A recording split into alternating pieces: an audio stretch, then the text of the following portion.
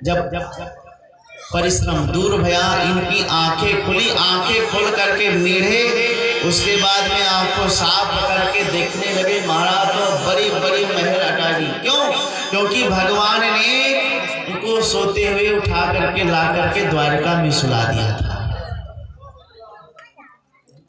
अब इधर सुदामा जी महाराज द्वारिका में जब जगे, भैया बड़े बड़े महल अटारी, जहां पर सोए थे महाराज बड़े बड़े वृक्ष थे। फिर आंखें मिलमिलाते हैं, कहीं हम स्वप्न तो नहीं देख रहे हैं। और फिर महल अटारी को देख करके भौचक्के से मोबाइल खड़े रह गए। तब तक एक पथिक जा रहा था, बोले माँ भैया हम द्वारिकापुरी जानो चाहे, नेक पता बताओगे? पथिक हंसता हुआ बोला बाबा आप द्वारिका में ही तो खड़े हो। क्या द्वारिका? अरे इतना जल्दी आ गए हम? हाँ बाबा ये द्वारिका है। और जब द्वारिका सुना कि यही द्वारिका है, तब हड़बड़ा कर बोले तब बताओ जामे हमारो कन्हैया कहाँ मिलेगा? कन्हैया? बाबा ये कन्हैया कौन है? बोले तू हमारे कन्हैया को नहीं जाने? बोले हाँ महाराज कुछ बताओ, अता पता बताओ, मकान नंबर बताओ, गली नंबर बताओ, मोहल्ला का नाम बताओ। ये आप पता नहीं कहाँ के नाम ले रहे हो? सुदामा जी ने समझा, रे राम लगता है कि इसको पता नहीं। अरे भैया सुनो, आपको तो सीधो सीधो नाम है कृष्णचंद्र, वो हमारे बचपन का मित्र है, इसलिए वो आपको हम प्यार से कन्हैया कहा करें। अब तुमको पतो है गए होएगो, अब बताओ हमारो कन्हैया कहाँ है? अरे महाराज यह किसकी नाम ले रहा है? नीचे से ऊपर देखने लगा, अरे ये तो मित्र बता रहा है। महाराज तुमको पता है उनके नाम के पहले कितने विशेषण लगते हैं? बोले भैया हमको क्या पता, वो तो हमारे बचपन का मित्र था, पढ़े थे साथ साथ में, तो आपको कन्हैया कनुआ यही सब नाम से कहो करें। बोले उनके नाम के आगे जानते हो क्या लगता है? क्या? बोले अनंत श्री समलंकृत छत्रपति राजमूर्ति चक्रवर्ती धर्म चक्रवर्ती सर्वेश्वर सर्व स्वतंत्र गो विप्र प्रतिपालक विश्वाद्य अनंत अनंत कोटि ब्रह्मांड विनायक जगदाधार परम पिता परमात्मा अखिल कारण करुणावरणालय श्री द्वारकाधीश्वर श्री कृष्णचंद्र सरकार। बोले श्री कृष्णचंद्र सरकार की जय। हरे राम राम। वाको अतनो लंबो चौड़ो नाम है गो भैया, अब तो तुम्हारे समझ में आई ही गई होएगी बात हमारी। अब नेक वाको पता बताए दो। बोले महाराज आप क्या बात करते हो, सीधे तो चले जाओ, ये सब उन्हीं के तो हैं, ये जितने बड़े बड़े महल अटारी सब उन्हीं के हैं, आप ये सीधे रास्ते चले जाओ। भागवत के अनुसार तो सुदामा जी महाराज भगवान के सीधे अंतःपुर में चले गए जहां भगवान विराजमान होते हैं, परंतु कथा प्रसिद्ध है, श्री नरोत्तम दास जी महाराज ने इसका वर्णन किया है। आइए हम भी नरोत्तम दास जी महाराज के थोड़े शब्दों के साथ में सुदामा जी का चरित्र देखते हैं। सुदामा जी महाराज जैसे प्रवेश करना प्रारंभ किए, द्वारपाल ने रोक दिया, ए महाराज कहाँ जा रहे हो? भाई भगवान के दरबार में ब्राह्मणों का जो आना जाना है वो किसी के रोक टोक से नहीं है, परंतु ये देखने में जैसे भिखमंगी लग रही इसलिए रोक दिया। बोले महाराज आप कहाँ जा रहे हो? बोले मैं अपने मित्र कनुआ से मिलने जा रहा हूँ। ये कनुआ कौन है? बोले वही कृष्णचंद्र से मिलने जा रहा हूँ। वो भी देखने लगा, अरे ये भगवान का मित्र है। तुम खड़े रहो, मैं वहां जाकर के भगवान से मिल करके आता हूं, तुम्हारा संदेश बताता हूं। गया भीतर, हाथ जोड़ करके कहा, महाराज आज मैं बड़े आश्चर्य में पड़ गया। क्या? बोले महाराज जो द्वार पे विभूति आई है उसको मैं देख करके बहुत आश्चर्यचकित हुई। क्या विभूति है? बोले महाराज वो आपको अपना मित्र बता रहा है। शीस पगा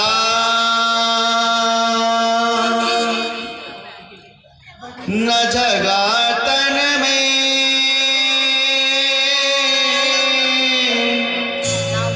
प्रभु जाने को आही बसे के ही ग्राम। धोती फटी सिलटी दुपटी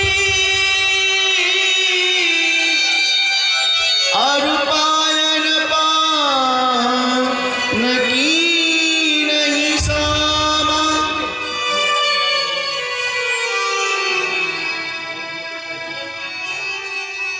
द्वार खड़ो दूजे दुर्बल देखे रहो चकी सुबह सुधार भी रामा।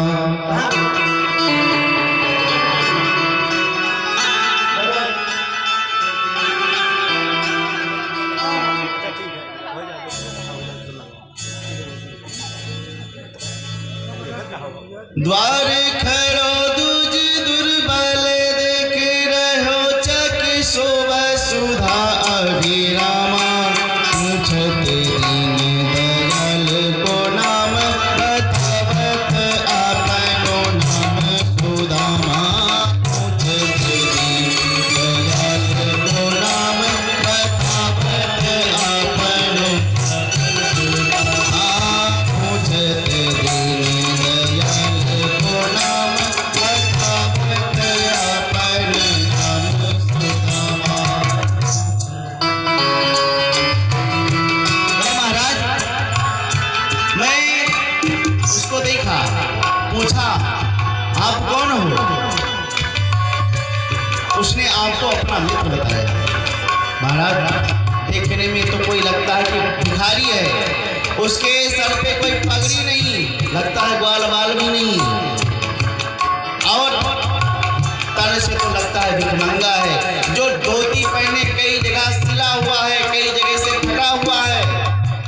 महाराज उसके चरणों में कोई पादुका नहीं है और ना ही उसके मुख पर कोई प्रसन्नता है। महाराज वो इतना रोया है कि यहाँ से पूरा बन गया है, जितने आंसू गिरे हैं जैसे लगता है कोई नदी का पहनारा चल गया हो। उसके पैरों की भुजाएं खुली हुई हैं, रक्त टपक रहे हैं। नाम क्या है? बोले वो तो अपना नाम सुदामा बताता है। और जैसे सुदामा नाम सुना भगवान दौड़े, भगवान ने चरण पादुका पहनना भूल गए। उत्तरीय जो रखे थे गिर गया, मुकुट कहाँ गिरा? दौड़ करके भगवान गेट पर पहुंचे और इधर सुदामा जी महाराज मन में शंका कर रहे हैं कि मुझको पहचान पाएगा कि नहीं, और पहचान लिया तो मुझको अपने हृदय से लगाएगा कि नहीं। इतने राज राजाओं के बीच में हमको कैसे अपने गले लगाएगा? इधर विचार कर रहे, इधर भगवान 7 देवरी पार करके दौड़ करके सुदामा जी को देखा। सुदामा सुदामा कह करके और सुदामा जी को अपने हृदय पास में जकड़ लिया। सब देखे, अरे राम राम, यही विभूति है जिसके लिए महाराज इतने उतावले दौड़े चले आए। भगवान ने तुरंत अपने रथ में बिठाया। रथ में बिठाने के बाद में अपने सिंहासन के पास में लेकर के चल दिए और ले जाकर के अंतःपुर में अपने स्थान पर बिठाया जहां पर भगवान स्वयं बैठ रहे थे। रुक्मिणी को आदेश दिया, देवी जल्दी से जल लेकर के आओ, ब्राह्मण के चरणों को प्रक्षालन करना है। और जब जब रुक्मिणी जल लेने के गई, इधर भगवान ने अपने नेत्रों से ही सुदामा जी के चरणों का प्रक्षालन कर दिया। ऐसे बेहाल बेवाइन सो पग कंटक जाल लगी पूरी जोए। हाय महा दुख पायो सखा, तुम आए तेना किते दीन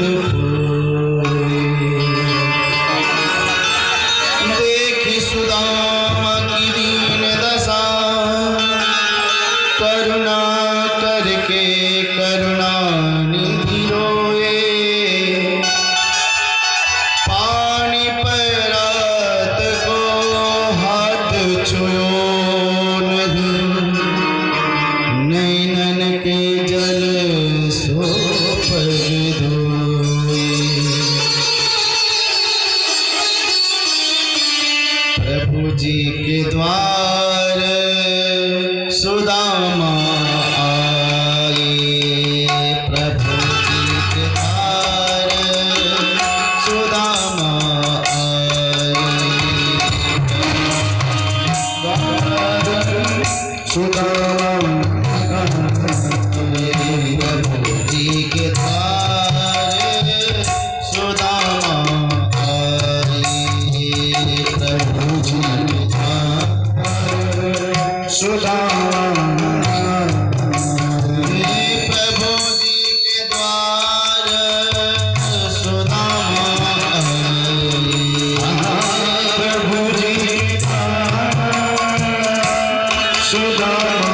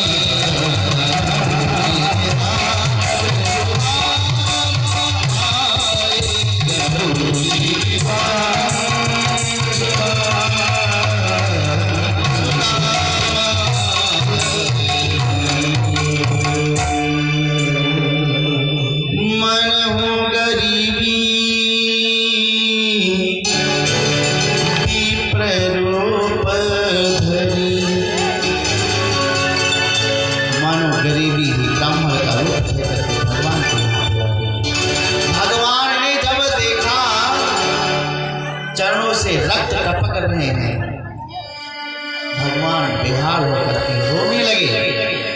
रुक्मणी मैया पानी लाने के लिए गई थी, पानी लेकर के आई और ये दृश्य को देख करके आश्चर्यचकित हो गई। किम अनेन कृतं पुण्यम अवधूतेन भिक्षुणा श्रियाहीनेन लोकेस्मिन् गर्हितेन धमेन च। अरे इस ब्राह्मण ने कौन सा पुण्य किया है जिसके चरण को श्री रमापति अपने नेत्रों से प्रक्षालन कर रहे हैं। किम अनेन कृतं पुण्यम, कौन सा पुण्य इसने किया है। मानो भगवान कहना भी चाहते हैं कि कोई सुदामा जैसा बने तो सही, मैं उसके चरण के जो रज होता है उसको मैं अपने पूरे शरीर में लगाऊंगा। उयेद अंग रेव ही सुदामा जैसा बनना बड़ा कठिन है। देवी पर्यचरण साक्षात् चामरव्यपेन च। जब रुक्मिणी मैया ने देखा कि भगवान अपने नेत्र से पद प्रक्षालन कर रहे हैं तो हमको क्या करना चाहिए, दौड़ करके गई, चमर को उठा लेकर के आई और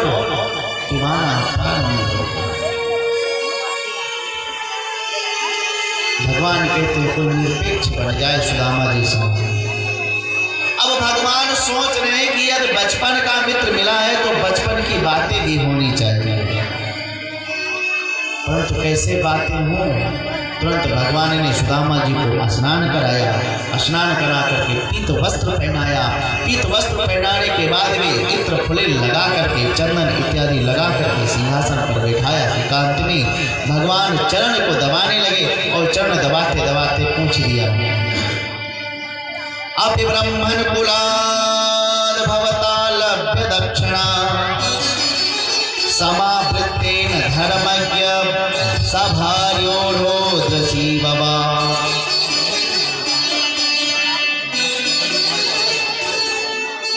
मित्र, पहले तो ये बताओ कि तुमने अपना विवाह किया कि नहीं। भगवान ने यहीं से प्रश्न करना प्रारंभ कर दिया। सुदामा जी ने कहा, भैया विवाह तो हमारा हो गया और मेरे पत्नी का नाम है सुशीला।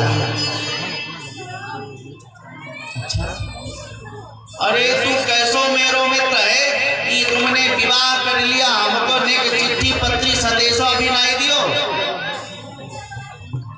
सुदामा जी ने अपनी बातें को कहा, भैया मैं क्या करूं, गरीबी इतनी थी, मैं तुम्हारा अता पता कुछ नहीं जानता था कि मैं किसी के हाथे तुम्हारे यहाँ पे संदेशा भिजवाऊं, कुछ उसको दे करके।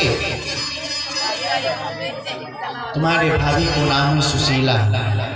अच्छा, तो भाभी का नाम सुशीला है। सुदामा जी ने कहा, एक बात और बताऊं, तुम्हारे भाभी ने हमको यहाँ पर भेजा है। ओ, भाभी जी ने भेजा, जे बात है, तब तो भाभी जी कुछ खावे पीवे को दे होंगी। अब सुदामा जी महाराज जो 4 मुट्ठी चावल लिए थे उसको और कस के दबाई, कहीं या की दृष्टि या चावल की पोटली पे ना पड़ जाए। सुदामा जी महाराज दबाए बैठे, बोले भैया नहीं नहीं, तुम्हारी भाभी ने कछु दियो नहीं, बस हमको इच्छा भई और दर्शन करने तेरे ताई चले आए। सुदामा जी महाराज ने बात को पलटी। तब तक भगवान ने इशारा कर, मित्र हम लोग विद्यालय में कितने अच्छे से पढ़ रहे थे, अरे गुरुदेव जी के कितने हम लोग लाडले प्यारे थे। हाँ भैया, अरे विद्यालय की तो कहोगा, अरे विद्यालय की एक एक घटना हमको याद है। तो भगवान ने कहा, एक एक घटना आपको याद है तो वो बात तो अवश्य याद होएगी। कौन सी? बोले जब बारिश है रही थी रात में, आपके दांत कितने जोर से कटकटाए रहे थे। सुदामा जी ने कहा, रे राम राम, ये तो कछु और पुर पट्टी फोड़ने वालों है। तुरंत सारी बात को नायने के नहीं, अरे भैया कितनी जोर से बारिश है रही थी। हाँ भैया, वह रात्रि में हम और आप कितने भीगे, ठंडी के मारे पेड़ पर चढ़े रह गए, परंतु गुरुदेव भी रात्रि भर कृष्ण सुदामा करते हुए पुकारते फिरे। और जब हम सबन को पाए ना, तो कितना आनंद में भर गए और कितना आशीर्वाद दिया। कहा, अहो हे पुत्र गायोयम स्मर्थेन दुर्दुखिताः। अरे पुत्र, तुम लोगों ने हमारे लिए इतना कष्ट प्राप्त किया है, तो जाओ, अनंत अनंत आशीर्वाद देता हूँ कि ये विद्या तुम्हारे जीवन से कभी स्मृत नहीं होगी, विस्मृत नहीं होगा, सदा ध्यान गम्य बना रहेगा आपको। अनंत अनंत आशीर्वाद दिया। देखिए, गुरु को बहुत अच्छे से जान करके बोलना चाहिए। गुरु का मतलब हम आपको बता चुके हैं, जो अंधकार से प्रकाश की तरफ ले जाए। मैं आज पुनः दोहरा रहा हूँ, क्यों? क्योंकि गुरु का होना जीवन में एक उपलब्धि है। हर एक व्यक्ति को शिक्षक ग्रहण करना चाहिए, गुरु बनाना चाहिए कि अपने में अहंकार ना हो कि हम सबसे बड़े हैं। जब अहंकार आएगा तो ध्यान आएगा कि हमसे बड़े हमारे गुरुदेव हैं। गुरु गोविंद दो खड़े, काको लाडो पाए,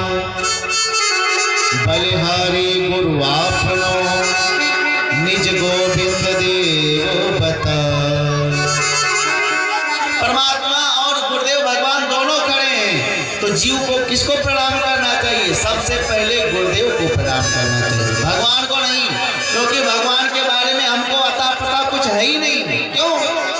क्योंकि भगवान के बारे में हमको गुरुदेव ही वेद पाठ के माध्यम से सुनाते पढ़ाते हैं कि भगवान का रूप कैसा है।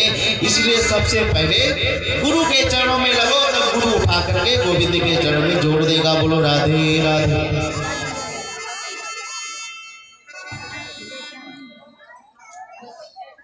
भगवान ने कहा, भगवान ने सोचा कि इन्होंने तो पूरा प्रसंग ही घुमा दिया।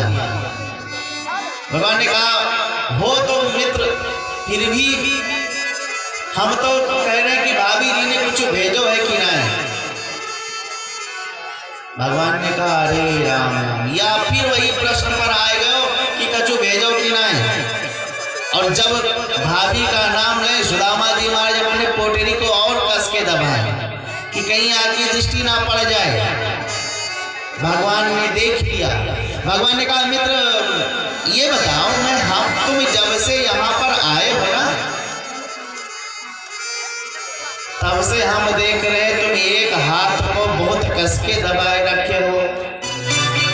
अब सुदामा जी की धड़कन तेज भई, आने कछु देख लियो का। अरे कहा, अरे कछु कछु कछु बात है नहीं, बस आने इतनी दूर से सफर में आयो है तो एक हाथ पैर में तो दर्द होएगा ही, बस और कुछ नहीं, बस यह हाथ में ही दर्द है और कुछ नहीं। अरे राम राम, हम बावड़ा है करके तुम्हारे चरण दबाए रहे और दर्द तुम्हारे हाथ में। अरे लाओ, मैं भी 1 मिनट में भी तुम्हारे दर्द को सही करता हूँ। सुदामा जी महाराज बहुत इधर उधर हुए। भगवान ने हाथ को पकड़ करके और पोटली को छीन लिया। पोटली को भगवान छीन करके और जब खोले, देखने लगे, मित्र अरे तुम तो वही हो ना, चने वाले। क्या बात, क्या के भैया?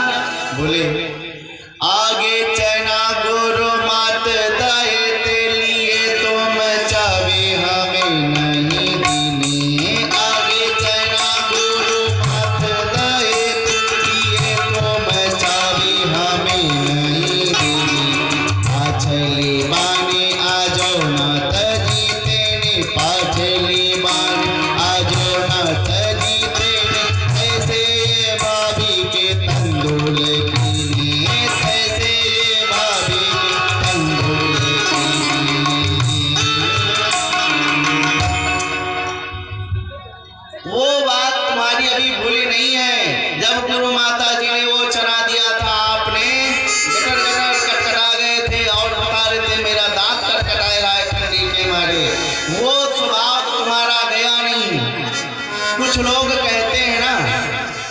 कि भगवान ने श्राप दे दिया कि तुम जाओ दरिद्र हो जाओगे, गलत है।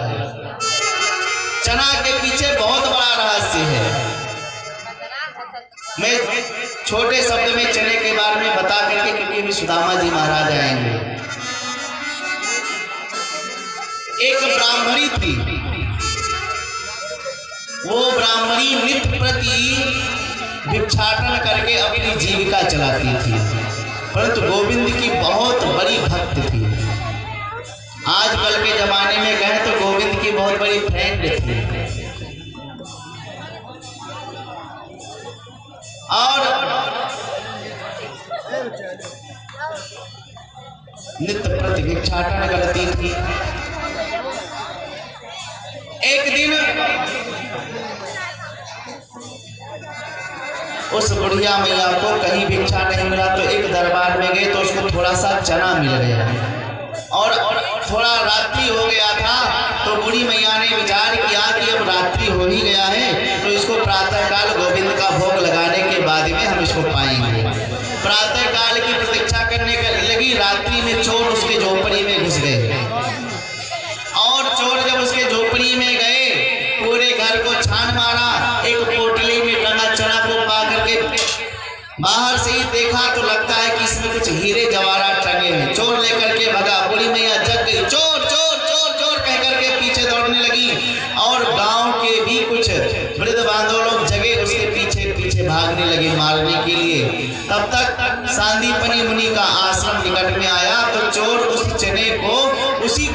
फेंक करके भाग गए। और बूढ़ी मैया इतनी भूखी थी, उन्होंने श्राप दे दिया कि इस चने को जो खाएगा वो भिखमंगा हो जाएगा। प्रातः काल जब गुरु माता अपने आश्रम को साफ कर रही थी तो उस चने के पोटली को पाई तो सोची कि कृष्ण और बलराम और कृष्ण और सुदामा संविदा लेने के लिए जाएंगे तो प्रातः काल में इसी को दे देंगे तो बाल भोग पा जाएंगे। सुदामा जी महाराज को दे दिया। सुदामा जी महाराज उस पोटली को लेते ही समझ गए, क्योंकि सुदामा जी महाराज ब्रह्म ज्ञानी थे, ब्रह्म वित्तमह थे। उस चने को देखे तुरंत उनको सारा पता चल जाए कि इस चने को जो खाएगा वो भिखमंगा हो जाएगा। मैं ब्राह्मण हूँ, मैं भिखमंगा हो जाऊंगा तो मैं ब्रह्म वित्ती से अपना जीवन निर्वाह कर लूंगा, परंतु मेरा मित्र राजा है, मेरा मित्र यदुवंशी है, ये भिक्षा मांग करके अपना कार्य निर्वाह नहीं कर सकता, अपना जीविका नहीं चला सकता। इसलिए सुदामा जी महाराज ने उस चने को अकेले ही खा लिया। वही भगवान याद दिलवा रहे हैं। और जब भगवान ने चावल को देखा तुरंत एक मुट्ठी चावल लिया और स्वयं जहार के मिदम पृथक तंदुलान, भगवान ने एक मुट्ठी चावल लिया और अपने मुख में डाला। मानो भगवान कहते हैं सुदामा जी, हम तुमको एक लोक का राजा बना रहा हूँ। इत मुष्टिम सकृच्छ्वा दुदीय जगमाददौ तच्छ्रुत्वा गृहीत जग में हस्तम तत्व परमेष्ठितः। एक मुष्टि में समस्त राज्य का मालिक बना दिया सुदामा जी को। और जैसे दूसरी मुष्टि मुख में डालने चले, माता रुक्मणी ने हाथ पकड़ लिया, नाथ अब सर्व दान दे करके आप सुदामा बनना चाहते हो। मानो माता ये कहना चाहती है कि ब्राह्मण का लाया हुआ महाप्रसाद है, इसको बांट करके खाना चाहिए, इसलिए अकेले मत खाओ। भगवान ने कहा ठीक है देवियों, जा करके इसको सब में बंटवारा कर दो। अब इधर भगवान ने कहा मित्र इतना सुंदर महाप्रसाद और आप छिपाए रहे, तो हो सकता है कि भाभी जी ने कुछ बात कही होगी और आप उसको हमसे छिपा रहे हो। सुदामा जी को अवसर मिल गया और जो सुशीला ने कहा था वो बात भगवान के सामने रख दिया। एक मास द्वे पाख में दो एकादशी होय, सुप्रभु दीन दयाल ने प्रतिदिन मोय। जो सुशीला ने कहा था वो गोविंद से कह दिया सुदामा जी ने, और जब भगवान ने सुना तो भगवान ने अपने नेत्र को बंद कर लिया और भाभी जी को प्रति उत्तर भेजवा दिया। होनी थी सोए गई,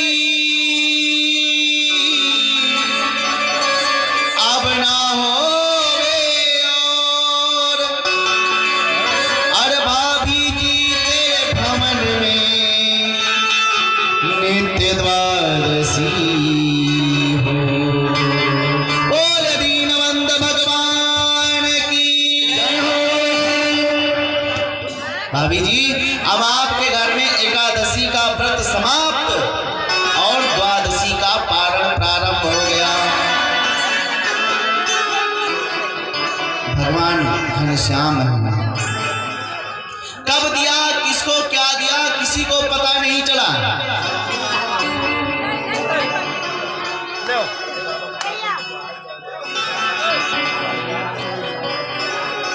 तब किसको क्या दिया किसी को पता नहीं चला। सुदामा जी महाराज भगवान ने एक लोक का राजा बनाया। देखिए भगवान देते हैं धन तो दूसरों को तुम भी दो। भगवान देने के लिए देते हैं, ये नहीं कि भगवान ने आपको सर्वस्व दिया और आप उसको अपने बैंक बैलेंस कर लिए। एक बात में ध्यान से सुन लो, ये धन है ना, ये यहीं पर पड़ा रह जाएगा, कहीं जाने वाला नहीं है। धनानि भूमो पशवश्च गोष्ठे